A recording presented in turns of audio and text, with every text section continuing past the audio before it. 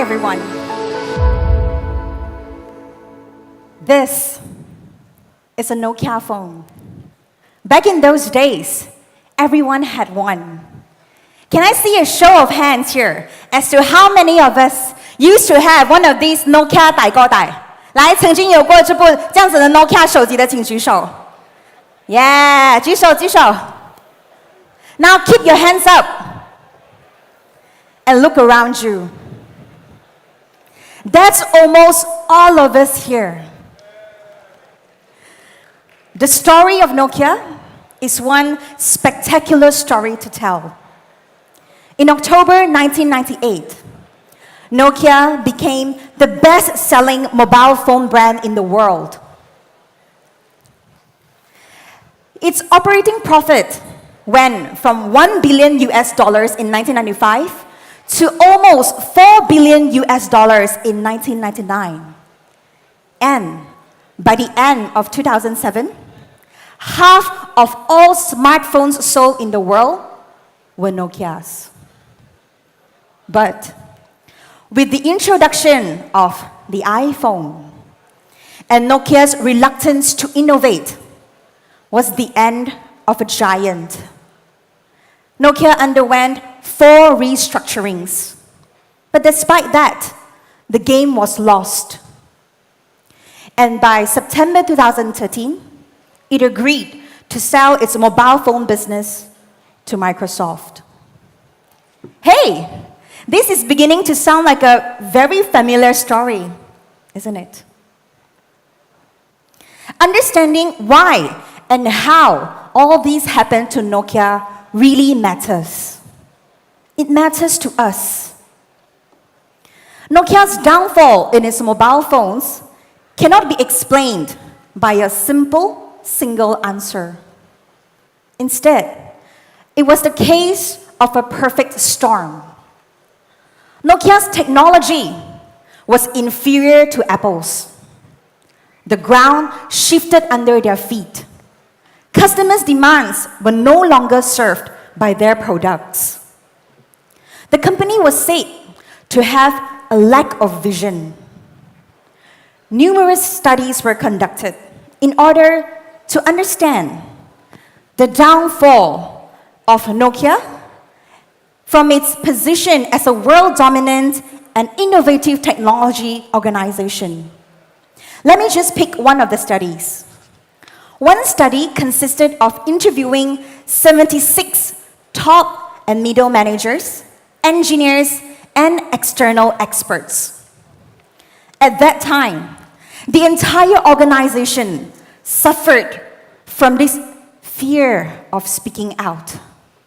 People were afraid to tell the truth because they feared losing their jobs. And this fear is rooted in the culture of temperamental leaders and frightened grassroots. The top leaders didn't help things get better at all. Didn't stop this detrimental phenomenon from happening. Instead, they intimidated the middle managers, accusing them of not being ambitious enough to meet their goals. Naturally, the grassroots started lying to the top leaders. Because to them, they're thinking, hey, there's no use in telling the truth. It's useless. Executives knew that they would take years to develop a better operating system to compete with Apple's iOS. But they could not publicly acknowledge their weaknesses.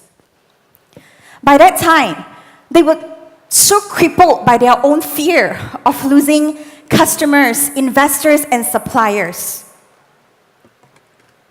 Instead of allocating resources to meet long-term demands, the Nokia management decided to come up with mobile devices to meet short-term market demands. This short-sightedness was the final nail in their coffin. We have gone very far into this spectacular story of a downfall of a mobile giant. But we're not going to stop here today. Instead, we are going to look at the origin story. The origin story of the Nokia company that propelled them to greatness in the first place. Let's go back to its roots, to day one of Nokia.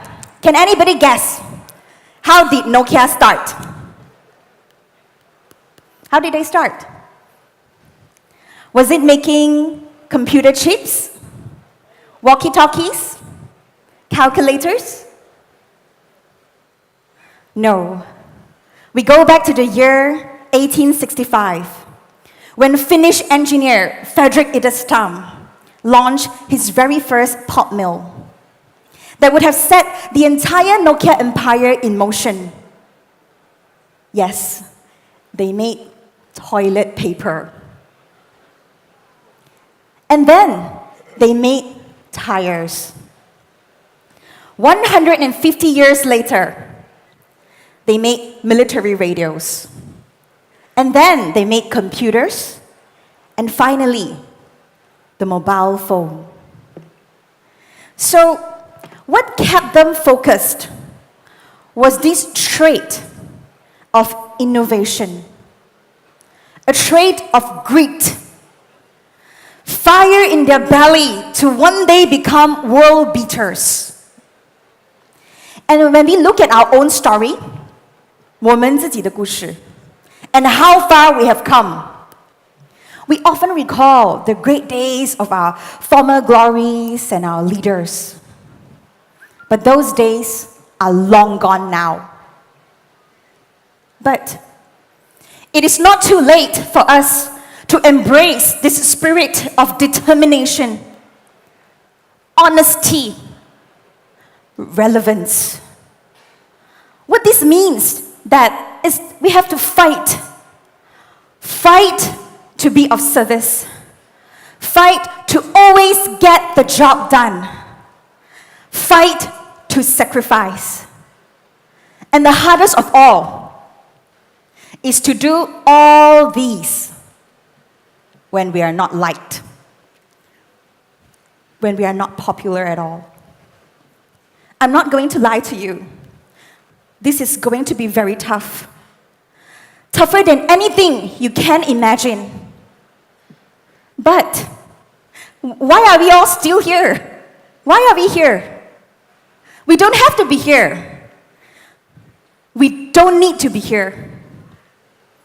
But you know what? We are all here. Because, why?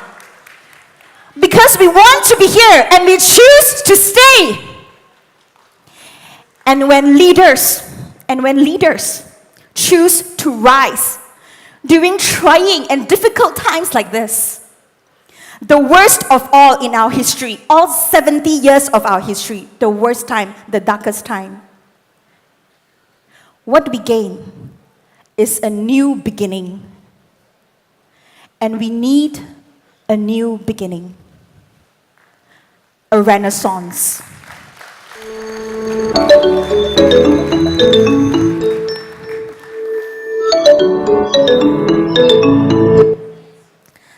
Let us all answer this call, not just for ourselves, not only for our party, but for all of us Malaysians. Thank you. 谢谢。